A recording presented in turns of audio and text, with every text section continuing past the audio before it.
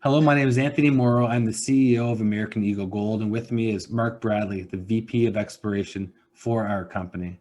Now, Mark, you just joined the company. I want you to explain a little bit about yourself and why you decided to join us and the American Eagle Gold team. Okay, well, just thanks, Tony. Just a little background on myself. I've been in the industry almost 40 years now. Got my undergraduate degree at University of Mexico, master's degree at University of Arizona, focusing in geology, obviously, and economic geology. And I've got extensive background in Nevada, and particularly Cortez, where I spent close to 15 years of my career there.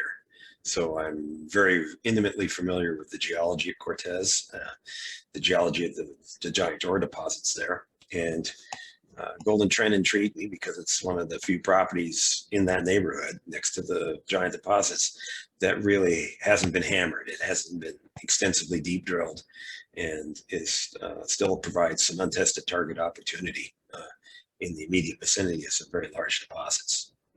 So I think that's kind of a real principal reason I decided this company was worth investing my time and resources in. Now, Mark, you came from Barrick and Placer Dome.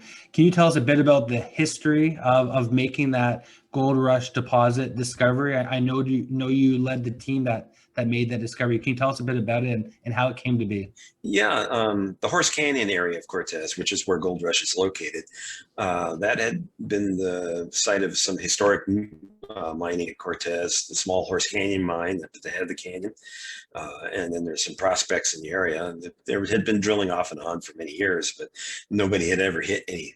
It hit smoke, you'd hit maybe some low grade intercepts, but no discovery grade holes were in most of the canyon. And I took over the prod area in early 2006. I reviewed some of the historic drill data and realized that Placer had drilled a couple holes in what they called the Red Hill Project in the northern part of the canyon that had some interesting mineralization. In fact, a couple of them did have what I would consider discovery quality intercepts in them, but there hadn't been any real follow-up. There were some legal issues that kept Placer from doing any follow-up on these holes. So I'd say, well, it's a good place to start. And we started drilling some step out holes, trying to get some definition. It took us over a year to really figure out what the geology was. There were things we had to figure out about the nature of the lower plate stratigraphy there, the host formation. But eventually we did figure out that, hey, this is all hosted in the same part of the lower plate, same subunit of what we call the wind band formation. And it hangs together pretty well. So we spent a couple of years drilling that out. And by 2008, we got a couple million-ounce resource there. Yeah, it wasn't a world beater, but it looked like it's going to be a decent-sized deposit.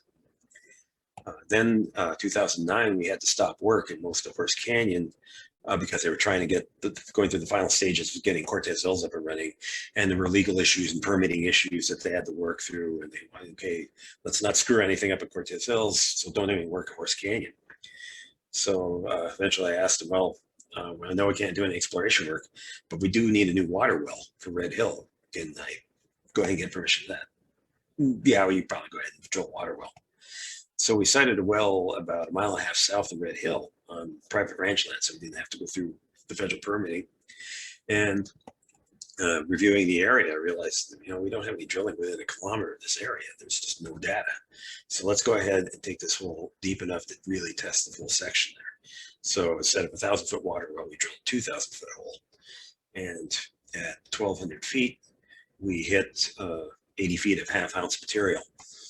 And looking at the chips, we realized that, hey, this is the same formation that hosts the mineralization up at Red Hill, the same subunit. The style of alteration looks exactly the same. It looks like it's part of the same system, even though it's a mile and a half south of the other prospect.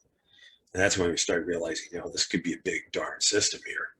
And so we, 2010, drilled about a dozen step-out holes, ranging up to 600 or 700 meters away from the original hole. And out of those 12 holes, 8 of them hit equivalent type of mineralization.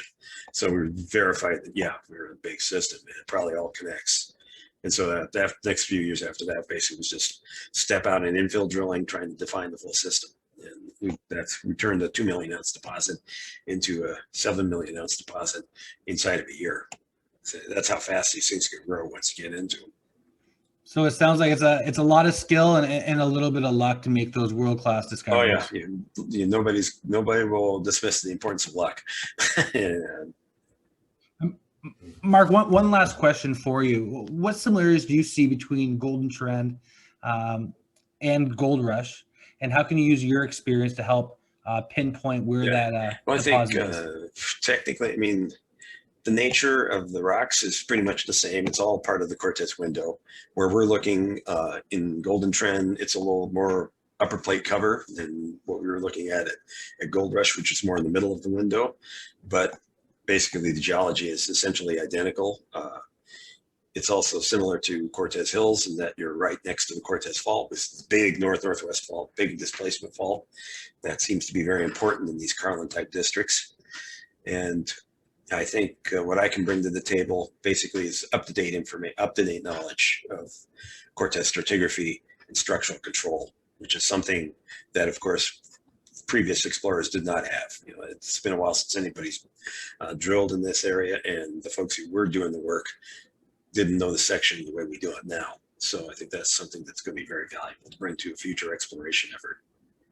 Well, Mark, thank you very much for your time. Thank you for explaining to the public and our shareholders some of the very important information. We believe in you. Our shareholders are very happy to have you at the helm to help us find this deposit. Thank you very much. Yeah, thank you, Tony.